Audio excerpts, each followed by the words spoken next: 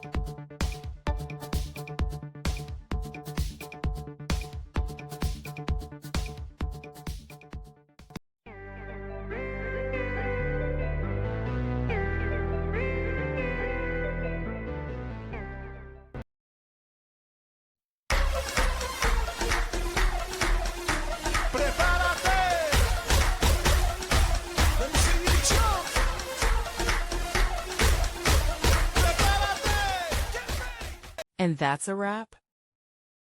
I hope you found the answer you were looking for. If you did, take a second to hit that subscribe button. It really helps out.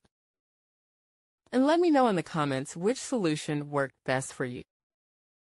See you next time in the debug zone.